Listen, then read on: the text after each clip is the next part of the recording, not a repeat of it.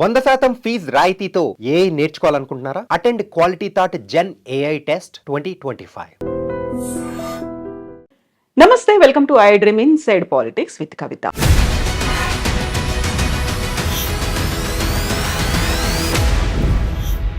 నలభై 47వ అధ్యక్షుడిగా డొనాల్డ్ ట్రంప్ బాధ్యతలు స్వీకరించిన తర్వాత ర్యాపిడ్ ఫైర్లో ఆదేశాలు జారీ చేస్తున్నారు. జన్మతహా వచ్చే పౌరసత్వాన్ని రద్దు చేశారు. విదేశాలకు చేసే సహాయాన్ని 90 రోజుల పాటు నిలుపు చేశారు.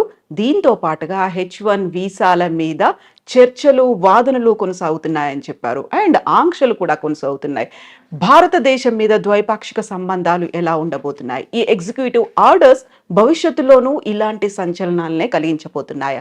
మనతో పాటుగా ఉన్నారు డాక్టర్ జయప్రకాష్ నారాయణ గారు. సార్ నమస్తే. నమస్తే కవిత. సార్, గతంలో మనం మాట్లాడుకున్నాం డొనాల్డ్ ట్రంప్ అధ్యక్షుడిగా రాబోతున్నాడు అని. వచ్చేసారు, రాగానే ర్యాపిడ్ ఫైర్లో ఆదేశాలు అనేవి, ఈ ఎగ్జిక్యూటివ్ ఆర్డర్స్ అనేవి అసలు పెద్దన్నగా మనం భావిస్తుంటాము అమెరికా అని. ఎలా అనిపిస్తున్నాయి సార్ విదేశాల మీద? మనం రెండు విషయాలు ట్రంప్ను గురించి గట్టిగా ఆలోచించాలి. ఒకటి, గత 2-3 రోజులుగా ఆయన పని చూస్తున్నట్టయితే చెప్పిన మాట చాలా మేరకు చేస్తాడు. ఎందుకంటే ఇంకోసారి మళ్ళీ అవకాశం లేదు ఆయనకి. వృద్ధాప్యంలో ఉన్నాడు. తన బ్రాండ్, తన మార్క్ ఉండాలని చెప్పని ఏం చేయబోతున్నాడో ముందే చెప్పాడు. ఎన్నికల్లో ఆయన ఏమీ రహస్యం ఏం లేదు, మంచిగానే చెడుగానే. ఉదాహరణకి క్యాపిటల్ మీద, అమెరికన్ పార్లమెంట్ మీద దాడి చేసిన వాళ్ళు నిజంగా దేశద్రోహం కొడుకున్నట్లు లెక్క. హింసకు పాల్పడ్డారు, కొంతమంది మరణాల కాలకులైనారు. వాళ్ళందరినీ క్షమాపక్ష ప్రసాదిస్తున్నాడు, ఇచ్చాడు. మంచిగానే చెడుగానే ఆయన చెప్పింది సీరియస్గా తీసుకుంటున్నాడు, స్ట్రాంగ్గా చెప్తాడు కూడా. రెండోది, ఇనాగరల్ స్పీచ్లో ఆయన ఒక మనిషిని ఉదహరించాడు. ఆయన విలియం మెకిన్లీ అని, అమెరికా రాష్ట్రపతిగా 1897 నుంచి 2001 దాకా ఉన్నాడు ఆయన. 2001లో సెప్టెంబర్లో ఆయన చంపేశారు. ఈ హత్యకు గురైన రాష్ట్రపతుల్లో ఆయన ఒకడు. ఆయన తర్వాత థియోడోర్ రూజ్వెల్ట్ వచ్చాడు. మెకిన్లీ ఆయన్ని ప్రస్తావించాడు. మెకిన్లీ రెండుకి ప్రధానంగా పేరున్నవాడు. ఒకటి, టారిఫ్లు, ఇతర దేశాల నుంచి దిగుమతుల్ని తగ్గించడం, దాని మీద ఈ టారిఫ్లు పెట్టడం. రెండు, దేశ విస్తరణ కాంక్ష. అమెరికా చివరిసారిగా విస్తరణ చేసింది మెకిన్లీ సమయంలో. స్పానిష్ వార్ అని చెప్పని 1898లో ఆ వార్లో గెలిచిన తర్వాత ఈవేళ ప్యూర్టోరికో ఆ రకంగా స్పెయిన్ నుంచి వచ్చింది. ఈవేళ క్యూబాని విడుదల చేశారు. అమెరికానే దానికి మోక్షం కలిగించి స్వతంత్ర దేశంగా చేసింది. అట్లాగే ఆయన కాలంలోనే ఈ హవాయి రాష్ట్రం అది అమెరికాలో కలిపేసుకున్నారు. ఫిలిప్పీన్స్ స్పానిష్ వార్లో స్పానిష్ కాలనీ, అది అమెరికా చేతుల్లోకి వచ్చిన తర్వాత స్వతంత్ర దేశంగా అయింది. కాబట్టి ఆయన పనామా కెనాల్ గురించి కానీ మరోదాని గురించి కానీ మాట్లాడుతుంటే చాలా సీరియస్గా తీసుకోవాలి. ఎందుకంటే ఆ మెకిన్లీ ప్రభావం ఏమైందని ఆయన స్పష్టంగా చెప్తున్నాడు. మూడోది, ట్రంప్లో ఏమిటంటే ట్రాన్సాక్షనల్ మ్యాన్. పెద్ద సిద్ధాంతాలు అలాంటివి ఏమి పెద్దగా ఉండవు ఆయనకి. ఆ సందర్భాన్ని బట్టి ఏది లాభం అనుకుంటే తన దేశానికి, తాను నమ్మిన లక్ష్యాలకి, దానికి ఆయన సిద్ధం. అప్పటికప్పుడు నిర్ణయాలు ఉంటాయి. డీల్ మేకింగ్ ఆయన ఎప్పుడు కూడా గర్వంగా చెప్తుంటాడు, నేను డీల్స్ బాగా చేస్తాను, ఒప్పందం చేసుకుంటాను, వాడికి కావాల్సింది ఇస్తాను, నాకు కావాల్సింది తీసుకుంటానని చెప్పని. కాబట్టి ఉడుపుగా ఆయనతో ఫైట్ చేయాలి. అంతే తప్ప సిద్ధాంతం ప్రకారం ట్రంప్తో ఫైట్ చేస్తే సిద్ధాంతం ఆయనకు లేనప్పుడు ఉపయోగం లేదు. అంచేత ఈ 4 ఏళ్ల కాలం ప్రపంచం అంతా కూడా ఆ ప్రభుత్వం, అక్కడ ప్రజల మనస్తత్వాన్ని గుర్తించి, ముఖ్యంగా భారతదేశం లాంటి దేశం చాలా లాఘవంగా మన ప్రజలను కాపాడుకుంటూనే మరి అవతల వాళ్ళ ఎక్కడ గట్టిగా ఉన్నారో గమనించి మన అవసరం మేరకు ఇచ్చిపుచ్చుకునే ధోరణి ఉండాలి. సో ఇప్పుడు జన్మతహా వచ్చే పౌరసత్వాన్ని రద్దు చేశాము అన్న తర్వాత అక్కడున్న వాళ్ళకి లాభమా, మనకి నష్టం జరుగుతోందా? ఎలా ఉంది సార్ పరిస్థితి అనేది? మొట్టమొదటిది, ఇది రాజ్యాంగ రీత్యా సాధ్యం కాదు. అమెరికన్ రాజ్యాంగంలోనే అమెరికా గడ్డ మీద పుట్టిన వాళ్ళకి పుట్టుకతో పౌరసత్వం వస్తుందని చెప్పి రాసుకున్నారు. పుట్టుకతో పౌరసత్వం వస్తే అతను తీసేయడానికి లేదు ఆ పౌరసత్వాన్ని. రెండోది, పుట్టుకతో పౌరసత్వం ఉన్న వాళ్ళకి కొన్ని పదవులకు అర్హులు. ఉదాహరణకి అమెరికన్ రాష్ట్రపతి, ఉపరాష్ట్రపతి లాంటి వాళ్ళు పుట్టుకతో పౌరసత్వం ఉన్న వాళ్ళు మాత్రమే అర్హులు. మిగతా పౌరులు, ఇతర దేశాల నుంచి పోయిన వాళ్ళు పౌరులుగా ఉంటే అర్హులు కాదు. అలా పెట్టుకున్నారు వాళ్ళు. కాబట్టి అది సాధ్యం కాదు. కానీ ఆయన ఎందుకు చేశాడంటే ఆయన 2 కారణాలుగా, ఒక బలమైన సంకేతాన్ని ఇవ్వాలి, అక్రమ వలసదారులకి వ్యతిరేకము, నేను క్షమించను అని చెప్పడానికి. రెండోది, ఇది ఖచ్చితంగా సుప్రీంకోర్టు దాకా పోతుంది. అమెరికాలో తుమ్మిన దగ్గర సుప్రీంకోర్టు దాకా వెళుతుంది. ఎందుకంటే అది లిటిగేటియస్ సొసైటీ. ప్రతిదానికి ఒక కోర్టుల వివాదాలు, దావాలు, ఆ దేశ సాంప్రదాయంలో భాగం అది, ఆ దేశం జన్యువుల్లో భాగం అది. సుప్రీంకోర్టుకి వెళుతుంది. 199 సక్రమంగా ఆ దేశంలోకి చట్టబద్ధంగా ప్రవేశించిన వాళ్ళు సంతానం కనుక అయినట్టయితే దాని పౌరసత్వాన్ని సుప్రీంకోర్టు కాదనలేదు. కానీ అక్రమంగా ప్రవేశించిన వాళ్ళైతే అన్డాక్యుమెంటెడ్ ఇమిగ్రెంట్స్ అంటాం, వాళ్ళకి ఇప్పుడు వాళ్ళ పిల్లలకి పుట్టుకతో పౌరసత్వం ఇవ్వాలి వద్దన్న విషయంలో బహుశా సుప్రీంకోర్టు మరి ఇంకొక స్టాండ్ తీసుకోవచ్చు. కాబట్టి భారతీయ సంతతి వాళ్ళకి నేను అనుకోవటం, మన వాళ్ళు 195 భారతదేశం నుంచి వెళ్ళిన వాళ్ళు అమెరికాకి నైపుణ్యము విద్య ఉన్నవాళ్ళు, డాక్యుమెంటెడ్ ఇమిగ్రెంట్స్ అంటే ఈ వీసాలు వగైరా పొంది చట్టబద్ధంగా వెళ్ళిన వాళ్ళు. కాబట్టి వాళ్ళకి ఇబ్బంది ఉండకపోవచ్చు. కానీ అన్డాక్యుమెంటెడ్ ఇమిగ్రెంట్స్ పిల్లలకు మాత్రం ఆ పౌరసత్వం ఉంటుందా లేదని సుప్రీంకోర్టు చేతిలో ఆధారపడి ఉంటుంది. ఇక రాజ్యాంగాన్ని మార్చడం అమెరికాలో దాదాపు అసాధ్యం. అలా కాకుండా అమెరికాలో పుట్టుకతో పౌరసత్వం రాకుండా చేయాలి అని చెప్పాను కనుక అన్నట్టయితే, అమెరికాలో పార్లమెంట్లో 2 సభలు, senate, American house of representatives, దానిలో 3/2 మెజారిటీ కావాలి. 4/3 రాష్ట్రాలు ఆమోదించాలి. అమెరికాలో ఇది తల్లకిందులుగా తపస్సు చేసినా కూడా సాధ్యం కాదు. కాబట్టి కొంతమేరకు అంటే అక్రమంగా ఆ దేశంలోకి ప్రవేశించిన వాళ్ళ సంతానానికి పౌరసత్వం లేకుండా సుప్రీంకోర్టు ఏమన్నా కనుక రాజ్యాంగాన్ని ఆ రకంగా వాళ్ళు విశ్లేషించినట్టయితే అది సాధ్యం కావచ్చు. భారతీయ సంతతి వారికి ఇబ్బంది ఉండదు. కానీ భారతీయులు ఖచ్చితంగా అక్రమంగా చొరబడేవాడు కొంతమంది ప్రయత్నం చేస్తున్నారు. అదివరకు నాకు తెలియదు. ఈ మధ్య కొన్ని అంకెలు చెప్తున్నారు, 7.5 లక్షల మంది దాకా ఉన్నారని. అది దాన్ని మనం ప్రోత్సహించకూడదు. అలాంటి వాళ్ళకి ఇబ్బంది కలిగితే దానికి మనం బాధ కూడా పడకూడదు. ఎందుకంటే మన దేశ బ్రాండ్ పోతుంది. ఇక్కడ చదువుకున్న వాళ్ళు, నైపుణ్యం ఉన్నవాళ్ళు పద్ధతి ప్రకారం వస్తున్నారు, ఆ దేశానికి మంచి చేస్తున్నారని చెప్పిన భావం ఒక బ్రాండ్ ఉన్నది. అలా కాకుండా మనం కూడా ఇతర దేశాలలాగా అక్రమంగా చొరబడుతున్నారు, దక్షిణంలో సరిహద్దు నుంచో లేకపోతే కెనడా నుంచో ఇల్లీగల్గా వెళుతున్నారు, ఇక్కడ సరిపడిపోతున్నారని చెప్పిన భావం ఉంటే మన దేశానికి నష్టం, కొంతమందికి లాభం కలగచ్చు. కాబట్టి దానికి మనం చింతించాల్సిన అవసరం లేదు. వాళ్ళ పట్ల కఠినంగా వ్యవహరించినట్టయితే అమెరికాలో దానికి మనం చింతించాల్సిన అవసరం లేదు. ఇప్పుడు కెనడా, మెక్సికో మీద దిగుమతి సుంకాలు విపరీతంగా పెంచారు. ఆల్మోస్ట్ 25% ఉన్నాయి అనుకున్నప్పుడే విదేశాలతో సత్సంబంధాలు ఎలా ఉంటాయి, ద్వైపాక్షిక ఒప్పందాలు ఎలా ఉంటాయి అనేది కూడా కీలకంగా అయింది కదా సార్. ఆయన తీరు ఏమిటంటే, ఎక్కడైనా బావగానే వంగతోట దగ్గర బావగాదు. కాబట్టి నువ్వు కెనడానా, మెక్సికోనా, యూరప్పా, ఇండియానా నాకు అనవసరం. నాకు లాభం ఏంటి, నా నుంచి నువ్వు పొందుతున్నావు, నాకు రావట్లేదు అనుకుంటే వెంటనే ఆయన ఎదురు తిరుగుతాడు. కెనడా, మెక్సికోలు తీసుకుంటే ఉదాహరణకి మంచి ఉద్దేశంతో అమెరికా ఏం చేస్తుందంటే north American free trade agreement అని చెప్పని బిల్ క్లింటన్ కాలంలో నాఫ్తా అంటారు.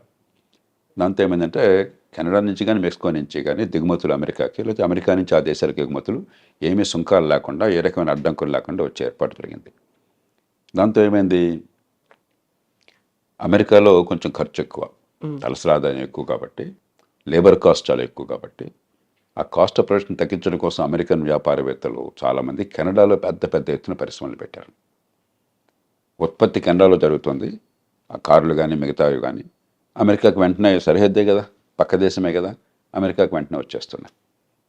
అమెరికన్ వినియోగదారులకు లాభం జరుగుతుంది, కానీ అమెరికన్ ఉత్పత్తిదారులు నష్టపోతున్నారు. సమస్య వినియోగదారులకేమో చవకగా మంచి మన్నికల వస్తువులు కావాలి, ఉత్పత్తి చేసేవాడికి మనకు లేబర్ మార్కెట్లో ఉద్యోగాలు దొరకాలని చెప్పంటే మన దేశంలో ఉత్పత్తి జరగాలి. ఈ రెండింటికి మధ్య క్లాష్ ఉన్నది. ఇక్కడ ఏంటంటే ట్రంప్ ఆయన పార్టీ ఈ ఉత్పత్తిదారుల పక్షం వహించారు. మన దేశంలో మన వాళ్ళకి ఉద్యోగాలు రావాలి, వాళ్ళకి ఏమిటి రావటం అని చెప్పన్నది. అలాగే అంతకంటే అమెరికాకి చాలా ఇబ్బంది కలిగించేది ఏంటంటే, చైనా వాళ్ళు అర్థం చేసుకున్నారు మన మీద ఆంక్షలు పెడతారు ఉన్న కొద్దికిని. ఎందుకంటే అదివరకు జపాన్ చాలా అమెరికా భావించేవాడు రొనాల్డ్ రేగన్ కాలంలో. జపాన్ అన్ని ఎగుమతి చేస్తుంది, మనం పెద్ద ఎగుమతి చేయలేకపోతున్నాం, వాళ్ళకి మన దేశం మొత్తం వాళ్ళ వశమైపోతుంది, మన డబ్బంతా వాళ్ళ చేతుల్లో చేరుతుందనే భావం బలంగా ఉండేది. ఇప్పుడు చైనా మీద అలాంటి భావం ఉన్నది. చైనాతో ట్రేడ్ సర్ప్లస్, చైనాకి $200-300 బిలియన్ ట్రేడ్ సర్ప్లస్ ఉంది అమెరికాతో. కాబట్టి డాలర్లన్నీ కొన్ని ట్రిలియన్ల డాలర్లు చైనాలో పోగొడుతున్నాయి. మరి మనం వదిలేస్తే పూర్వం జపాన్ వాళ్ళు అమెరికాలో పెద్ద కంపెనీలు కొన్నట్టుగా చైనా వాళ్ళు కూడా అమెరికా ఆర్థిక వ్యవస్థను సొంతం చేసుకుంటారు. కాబట్టి అది జరగకూడదు అని చెప్పని ఆంక్షలు పెడుతుంటే చైనా వాళ్ళు ఏం చేస్తున్నారు తెలివిగాను, మెక్సికోలో ఫ్యాక్టరీలు పెట్టారు. మెక్సికో సంతోషంగా ఆహ్వానిస్తుంది, ఏ దేశం విదేశీ పెట్టుబడులను ఆహ్వానిస్తుంది. మనం కూడా ఎవరైనా పెట్టుబడులు పెడతామంటే మనం సంతోషంగా రమ్మని చెప్పంటాం మన దేశంలోకి. కాబట్టి చైనా వస్తువులు చైనా నుంచి రాకుండా మెక్సికో నుంచి వస్తున్నాయి. ఈ 2 కారణాలుగా ఆయన గట్టిగా విరుచుపడుతున్నాడు. మూడో దానికి కోపం ఏమిటంటే, దానికి కొంత ఆధారాలు కూడా ఉన్నాయి. అమెరికా ఇవాళ ప్రపంచంలో మాదక ద్రవ్యాలు, ఈ డ్రగ్స్కి ప్రపంచ క్యాపిటల్ అయిపోయింది. డిమాండ్ అక్కడ విపరీతంగా ఉన్నది. కొన్ని కోట్ల రూపాయలు ఖర్చు పెట్టడానికి సిద్ధంగా ఉన్నారు అక్కడ జనం కొనటం కోసం చెప్పని. మత్తుకి అలవాటు పడ్డ వాళ్ళు చాలామంది ఉన్నారు, బానిసలు అయిపోయినారు. అవన్నీ ఎక్కడి నుంచి వస్తున్నాయి? వాళ్ళకి సముద్రం నుంచి రావడం చాలా కష్టం, భూభాగం నుంచి, మెక్సికో నుంచి వస్తున్నాయి. ఎప్పుడైతే దీనిలో కొన్ని కోట్ల డాలర్ల లాభం ఉన్నదో, కార్టెల్స్, బలమైన సంఘటిత నేరస్తులు, గతంలో మాఫియాలు అనేవాళ్ళం, ఈ మాఫియాలు, డ్రగ్ కార్టెల్స్ అంటాం, వాళ్ళు వందల బిలియన్ల డాలర్ల డబ్బులు చేసుకుంటున్నారు. అంత డబ్బులు ఉన్నాయి కాబట్టి విపరీతమైనటువంటి హింస, నేరాలు, మామూలు నేరాలు కాదు, ఎదురొస్తే వాడిని సఫా చేయటమే, అంత దారుణంగా ఉన్నది. కాబట్టి వాళ్ళని అరికట్టాలని చెప్పన్నా కూడా దక్షిణ బార్డర్, ముఖ్యంగా మెక్సికో బార్డర్తో, ఒకటి ఇమిగ్రెంట్స్ రాకుండా ఆపాలి, రెండు ఇది డ్రగ్స్ రాకుండా ఆపాలి. అందుకనే ఆయన డ్రగ్ కార్టెల్స్ని టెర్రరిస్టులుగా ప్రకటించాడు. అప్పుడు అమెరికన్ చట్టం కింద చాలా అధికారాలు వస్తాయి రాష్ట్రపతికి. అవసరమైతే మెక్సికోలోకి తన సైన్యాన్ని పంపించి దాడులు చేసి వాళ్ళని చంపే హక్కు కూడా వస్తుంది అన్నమాట. అంచేత మెక్సికో విషయం ప్రత్యేకం. కానీ మొత్తం మీద ఖచ్చితంగా ఆయన చైనా మీద కానీ, చివరికి వీలుంటే అవసరమైతే మన మీద కానీ ఆయన అవసరమైతే టారిఫ్లు పెడతాడు. ఎందుకంటే మనతో ఉదాహరణకి పెద్ద చైనా లాగా కాకపోయినా మనకు కూడా 15-20 బిలియన్, 20-25 బిలియన్ డాలర్లు, 30 బిలియన్ డాలర్లు మనకి సర్ప్లస్ ఉన్నది. అమెరికా ఒక్కటే పెద్ద దేశం, భారతదేశం ట్రేడ్ సర్ప్లస్ ఉన్న దేశం అమెరికా ఒక్కటే పెద్ద దేశాల్లో, 35 బిలియన్ డాలర్లు. చైనాతో మనకి 90-100 బిలియన్ డాలర్ల లోటు ఉన్నది. అమెరికాతో 30-35 బిలియన్ డాలర్ల సర్ప్లస్ మిగిలి ఉన్నది. ఆయనకి ఎక్కడ ఏ దేశానికి తన దేశంతో వాణిజ్యంలో మిగులున్నా సరే ఆయనకి వెంటనే అక్కసు, వాడు వస్తువులు మన దగ్గర అమ్ముకుంటున్నాడు, మనం అమ్మలేకపోతున్నాం అని చెప్పని. హార్లీ డేవిడ్సన్ ఒక కంపెనీ ఉంది, ట్రంప్ 2-3 సార్లు దాని గురించి ప్రస్తావించారు. ఈ మోటార్ సైకిల్ నడుపుతారు, అవి ఏమిటో నాకు తెలియదు కానీ కొంచెం ఈ కుర్రాళ్ళు కొందరు మోసపోతారు, చాలా ఖరీదైనటువంటివి. మన వాళ్ళు ఖరీదైన వస్తువులు మన దేశంలో లగ్జరీ ట్యాక్స్ చాలా ఎక్కువ పెడతాం. ఆయన 2-3 సార్లు ప్రస్తావించాడు, ఇండియా టారిఫ్ కింగ్, చూడండి హార్లీ డేవిడ్సన్ మోటార్ సైకిల్ మీద టారిఫ్ పెట్టారని చెప్పని. అలాంటి విషయాల్లో మనం కొంచెం సౌమ్యంగా, పెద్ద నష్టమే లేదు, ఆయనకి ఏదైతే గట్టిగా బుర్రలో ఉందో దాన్ని తగ్గించేసుకోవాలి, మనకి ఇబ్బంది లేకుండా చూసుకోవాలి. కొంతమేరకు అమెరికా నుంచి వస్తువులు మన దేశం రావడానికి మనం అనుమతించాలి వస్తే టారిఫ్లు తగ్గించి. ఎందుకంటే ఆయనతో గొడవ పెట్టుకుని మనం టారిఫ్లు పెంచేసుకుంటే మనం నష్టపోతాం. కాబట్టి మనం కొంత లౌక్యంగా వ్యవహరించాలి. మనకంటే ఇబ్బంది చైనాకి ఎక్కువ జరుగుతుంది, ఎందుకంటే చైనా మీద చాలా అక్కసు ఉన్నది, ఒకరు అమెరికాతో ధీటుగా ఉన్నదని. రెండోది, ఈ మధ్య గట్టిగా ఆయన చేసిన ప్రకటన, దాన్ని కూడా సీరియస్గా తీసుకోవాలి. కొంతకాలం క్రితం ఈ బ్రిక్స్ దేశాలు, ప్రధానంగా చైనా, రష్యా, భారత్, ఈ 3, మిగతా దేశాలకు 7 ఉన్నాయి. ఇవన్నీ ఏమిటంటే డాలర్కి పోటీగా వేరే కరెన్సీని పెంచాలని చెప్పని ఒక ఆలోచన చేశారు. ఏషియన్ కరెన్సీ యూనిట్ అని, ఏసీయూ అని, లేకపోతే మరో పేరుతోనూ బ్రిక్స్ కరెన్సీ ఒకటి పెట్టాలని. ఈ లావాదేవీలు ఈ దేశాల మధ్య డాలర్ అవసరం లేకుండా ఎగుమతులు దిగుమతులు జరిగినాయి అనుకోండి. ఉదాహరణకి రష్యా ఉంది, రష్యాతో ఇప్పుడు డాలర్ల వాణిజ్యం సాధ్యం కాదు అమెరికా ఆంక్షల వల్ల. మనకి రష్యా వాళ్ళ ఆయన ముడి చమురు పంపిస్తుంది, మనం డబ్బులు ఎలా ఇస్తున్నాం వాళ్ళకి? రూపాయలు ఇస్తున్నాం. రష్యాకి రూపాయలు ఉపయోగం లేదు. అలా కాకుండా ఈ అన్ని దేశాలకు ఒక కరెన్సీ ఉందనుకోండి, ఆ కరెన్సీ మనం కూడా వాడడం మొదలెట్టాం అనుకోండి, రష్యా దగ్గర ఆ కరెన్సీ చేరినప్పుడు మన దేశంలోంచి ఎగుమతులు వాళ్ళకి ఏం లేకపోయినా అదే కరెన్సీ చైనాలో చలామణి అయిందనుకోండి, చైనా నుంచి వాళ్ళు బోల్డ్ ఎగుమతులు తీసుకోవచ్చు. చైనా అంతా ఎగుమతి చేసే దేశం కదా, ఇట్లా పనికి వస్తుంది ఈ 9-10 దేశాలు. ఒక ఆలోచన ఉన్నది. ఆయన నిర్మోహటంగా చెప్పాడు, మీరు కనుక అలాంటి ఆలోచన పెట్టినట్టయితే మీ మీద 100% టారిఫ్లు పెడతానన్నాడు. కాబట్టి అది ఆలోచన మనం పూర్తిగా దానికి దూరం అయిపోవాలి. ఎందుకంటే మనం అమెరికాతో కయ్యానికి దిగి నష్టపోయే శక్తి మనకు లేదు. చైనా లాంటి దేశాలకు ఇలాంటిది పెరగాలని కోరుకుంటుంది. కాబట్టి ఇలాగా మనం ఒడుపుగా వ్యవహరించాలి ఖచ్చితంగా. కానీ మొత్తం మీద చూస్తే ప్రపంచంలో ఇతర దేశాలతో పోలిస్తే పెద్దగా ఇబ్బందులు లేకుండా ఉండే దేశం భారతదేశం. ట్రంప్ వల్ల అమెరికాతో మనకున్న సత్సంబంధాలు, వాళ్ళకి మనకి ప్రపంచంలో సమానమైన ప్రాపంచిక దృక్పథం ఉన్నది. ఇప్పుడు చైనాను గురించి కానీ, ఇతర దేశాలను గురించి కానీ, మరి కొన్ని విలువల విషయంలో కానీ అమెరికాకి మనకి విభేదాలు ఏం లేవు, పూర్వకాలంలాగా కాదు. ఈ చిన్న చిన్న విషయాలు, వాణిజ్యపరమైన విషయాలు అంటే మనం సర్దుకుపోవచ్చు. కాబట్టి రెండోది, మనం అంటే చాలా సద్భావం ఉంది అతనికి, వివిధ కారణాల వల్ల అందులో మోదీ అంటే కూడా, అలాగే మోదీ అంటాం కూడా. అలాగే అమెరికా బయట, అమెరికాలో కూడా లేనంత ప్రజాదరణ భారతదేశంలో ఉంది ట్రంప్ అంటే. ఈ మధ్య సర్వేలో 85% భారతీయులు ట్రంప్కి అనుకూలంగా ఉన్నారని చెప్తున్నారు. ప్రపంచంలో అక్కడ ఊహించడానికి కూడా సాధ్యం కాదు. చాలా దేశాల్లో ట్రంప్ వ్యతిరేకులు, అమెరికాలోనే దాదాపు 50% మంది దానికి అనుకూలం, 49-50% మంది అనుకూలం. మన దేశం 85% అని చెప్పి అంటున్నారు. అలాగే భారతీయ సంతతి వాళ్ళు అమెరికాలో చాలామంది కీలకమైన పాత్ర పోషిస్తున్నారు, రాజకీయాల్లో కానీ టెక్నాలజీలో కానీ. వాళ్ళంటే ట్రంప్కి చాలా ఇష్టం. వివిధ కారణాల వల్ల భారతదేశానికి ఇబ్బంది ఉంటుంది. ఎందుకంటే వంగతో ఎక్కడైనా బావగానే వంగతోట దగ్గర బావ కాదు ఆయన విషయంలో. కానీ ఆ సందర్భాన్ని బట్టి మనం కొంచెం మలుచుకుంటూ ఉండాలి. అంతే. ఇప్పుడు H1B వీసాలకి సంబంధించి కూడా వాదనలు కొనసాగుతున్నాయి. ఇరువైపు వాదనలు మేము విన్నాము అన్నప్పుడు, ఒకవేళ దానికి సంబంధించి ఒక కఠినమైన నిర్ణయం తీసుకుంటే భారతదేశంలో ఐటీ కంపెనీలు కావచ్చు, అక్కడ పనిచేస్తున్నటువంటి ఐటీ ఉద్యోగుల పరిస్థితి ఎలా ఉంటుంది సార్? ఇందులో రెండు ఉన్న విషయాలు. ఒకటి, ఉన్న H1B వీసాల్లో భారత్ వాటా 7% పెట్టారు. అంటే ఏ దేశానికి 7% కంటే ఎక్కువగా వీసాలు ఉండకూడదని పెట్టారు. భారత్ జనాభా ప్రపంచంలో 18%. అమెరికా వెళ్ళాలని, చట్టబద్ధంగా వెళ్ళాలని ఉపలొట్టపడే వాళ్ళు బహుశా ప్రపంచంలో 35% మనం అయి ఉంటాం. మరి మనకి 7% పెట్టి ఒక చిన్న గోచిపాతంత చిన్న దేశానికి 7% పెట్టడం అనేది అది హేతుబద్ధమైనది కాదు. కాబట్టి దాన్ని మారుస్తారా లేదా? నేను అనుకోవటం అది మారుస్తారు. ఎందుకంటే అమెరికాకి అవసరం కాబట్టి, మనకు అవసరం కాబట్టి. రెండోది, H1B వీసాలు అమెరికాలో పని ఉన్నట్టయితే, నైపుణ్యం ఉన్నట్టయితే విరివిగా ఇస్తారా లేదా? రెండుని వేరువేరుగా చూడాలి. మన వాటా పెరుగుతుందా లేదా, మొత్తం మీద అసలు కేక్ పెరుగుతుందా లేదా అని చెప్పన్నది. కేక్ పెరగడం విషయంలో ఇప్పుడు చాలా పెద్ద అంతర్యుద్ధం జరుగుతుంది రిపబ్లికన్ పార్టీలో. ట్రంప్కి సాంప్రదాయంగా మద్దతు ఇస్తున్న మెగా రిపబ్లికన్స్, వాళ్ళు మెగా రిపబ్లికన్స్ మన దేశం తప్ప మిగతా వాళ్ళు ఎవరు వద్దు, తెల్లవాళ్ళు తప్ప ఇంకెవరు వద్దు, ఇలా ఆలోచించేవాళ్ళు. సో అమెరికా ఫస్ట్ అనే నినాదం కూడా అలా వచ్చింది. అమెరికా ఫస్ట్, దేశంగా ఫస్ట్ అంటాం వేరు, కానీ యూరోపియన్ సంతతి వాళ్ళు, తెల్లతోలు వాళ్ళు, క్రైస్తవులు, దానిలో రెండు కోణాలు ఉన్నాయి మళ్ళీ. ఆ కోణం వాళ్ళు ప్రధానంగా ఒక హార్డ్ కోర్ మెగా రిపబ్లికన్స్. వాళ్ళు అసలు H1B వీసాలంటే మన ఉద్యోగాలు కొట్టేటువంటి రావడానికి వీల్లేదని వాళ్ళు గట్టిగా అక్కడ కూర్చున్నారు. కానీ అమెరికా ఆర్థిక వ్యవస్థ పెరగాలి, అమెరికా ప్రపంచంలో మేధా సంపత్తి ఎక్కడున్నా వాళ్ళు మనం ఆకర్షించుకు ఉపయోగించుకోవాలి, వాళ్ళు మన మనుషులు కావాలి.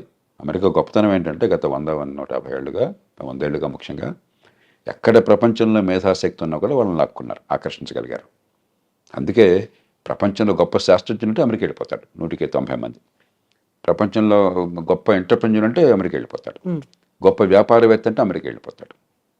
గొప్ప పండితుడు అంటే అమెరికా వెళ్ళిపోతాడు. ఆకర్షించగలిగారు. అలాంటి వాళ్ళని పోగొట్టుకుంటే నష్టపోతామని చెప్పన్న భావన ట్రంప్ కూడా ఉంది. ఆయన కూడా బహిరంగంగా ప్రకటనలు చేశారు 2-3 సార్లు.